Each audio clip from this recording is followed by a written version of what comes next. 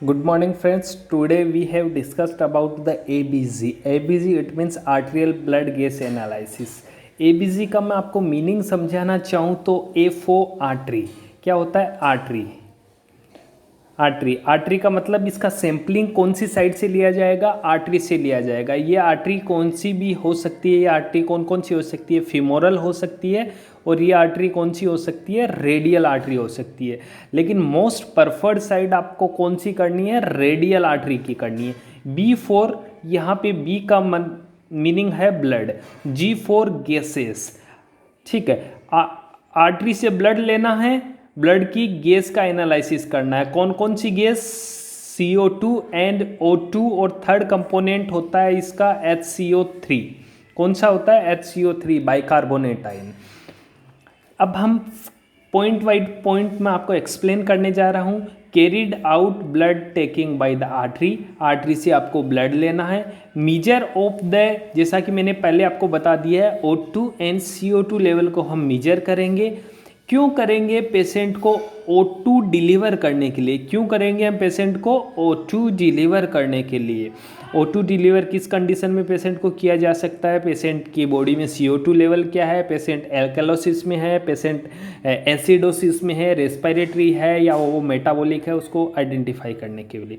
कौन कौन से पेशेंट को हम कर सकते हैं? Most commonly respiratory distress patient होते हैं या अस्थमेटिक अटैक वाले पेशेंट होते हैं, उनमें किया जाता है।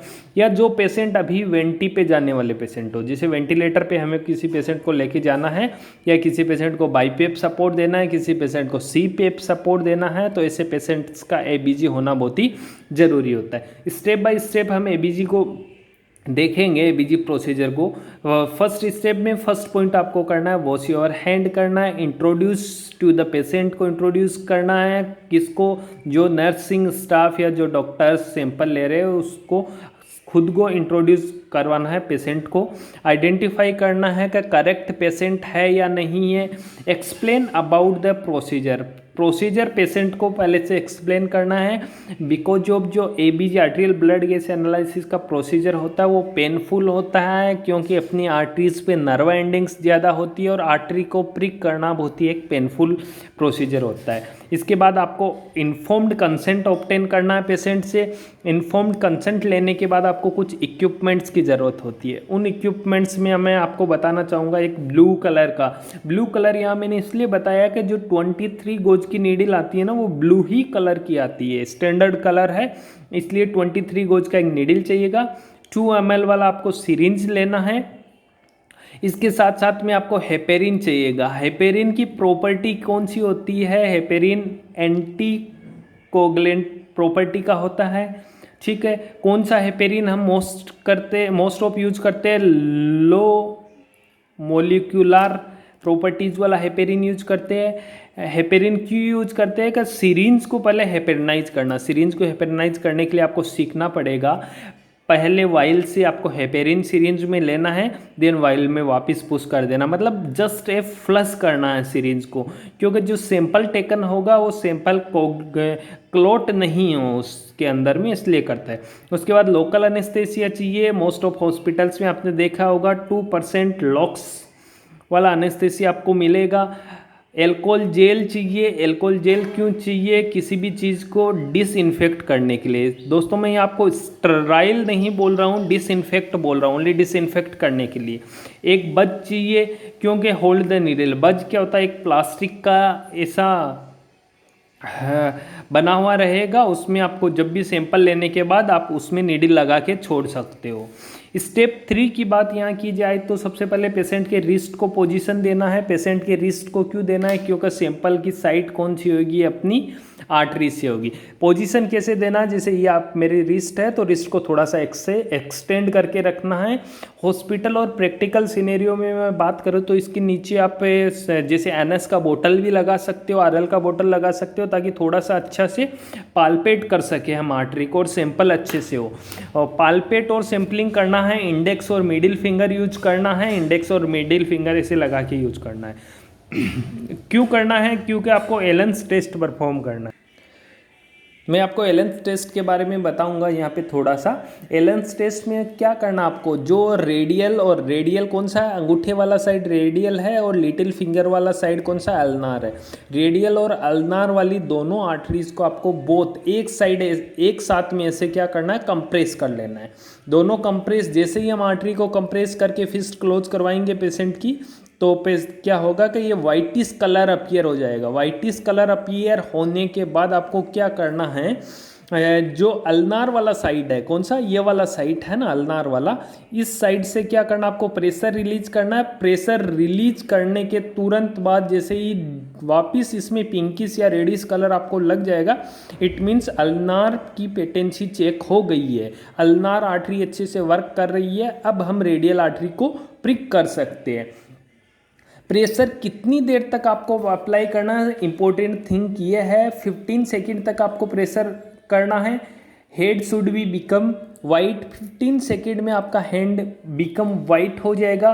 प्रेशर रिलीज करना अल्नार आर्टरी का, ठीक है, with in 5 to 15 second. With in 5 to 15 second जो कलर पहले था पिंकिश और रेडिश जो कलर था, वो वापस से वही कलर आपको मिल जाएगा। इस मीन्स अल्नार आर्टरी की पेटेंसी अब ठीक है और आप रेडियल आर्टरी को प्रिक कर सकते हो। Put on your gloves, take the heparin syringe, give a local anaesthesia, ठीक है। Flush the heparin, again locate the radial and radial artery, palpate by the non dominant hand. जो non dominant hand होता है उससे radial artery को palpate करना है। Insert the needle at the 30 degree angle पे से आराम से आपको नीडल इंसर्ट करवाना है, पाल्पेट करके। और पॉइंट से क्या होता है, जहाँ रेडियल आर्टरी आपको पाल्पेट हो रही है ना, उसके थोड़ा सा ऊपर नीचे आप कर सकते हो। और जैसे ही आप प्रिक करोगे तो तुरंत जहाँ ही आर्टरी प्रिक होगी तुरंत फ्लश बेक ब्लड आ जाएगा और ब्लड एकदम रेडिश कलर का मिलेगा आपको। रेडिश कलर का ब्लड मिल रहा है, इट्स मीन्स आर्टरी प्रिक हुई है।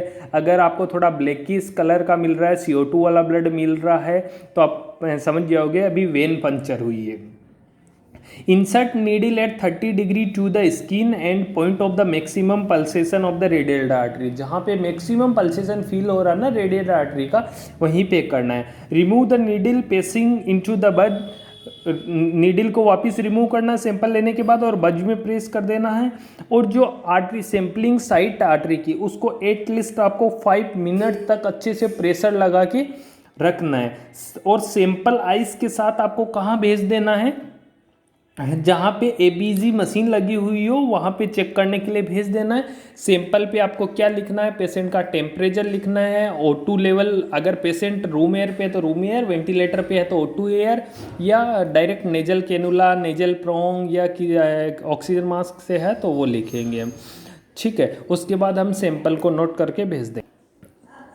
अब हमारे पास ABG होके आ गई तो हमें ABG को पढ़ना भी ज़रूरी है। ABG को हम देखेंगे, ABG में कौन कौन से पैरामीटर्स देखेंगे हम।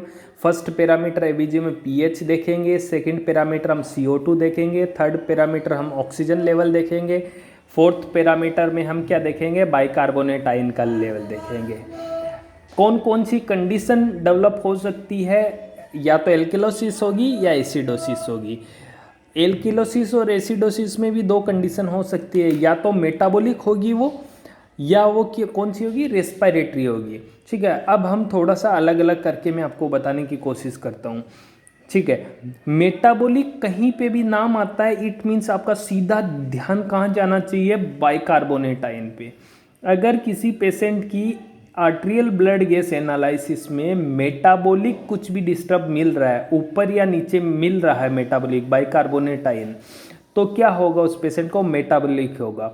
अगर बाइकार्बोनेट आयन, देखिए यहाँ पे देखिए pH कम हो रहा है, CO2 आपको नॉर्मल लेवल का मिल रहा है, ठीक है। और जो बाइकार्बोनेट आयन है वो क्या मिल रहा है, यहाँ पे डिक्रीजिंग लेवल में मिल रहा है, डिक्रीजिंग पैटर्न में मिल रहा है। इसका मतलब है pH स्केल आपको एक बार थोड़ा सा समझना पड़ेगा। pH स्केल में क्या होता है, 7 न्यूट्रल होता है, इससे कम जाते हैं तो एसिडोसिस बोलते हैं, इससे ऊपर जाता है तो एल्कलोसिस बोलते हैं, ठीक है। ब्लड का pH कितना होता है, 7.35 to 7.45, ये ब्लड का नॉर्मल pH है, ठीक है।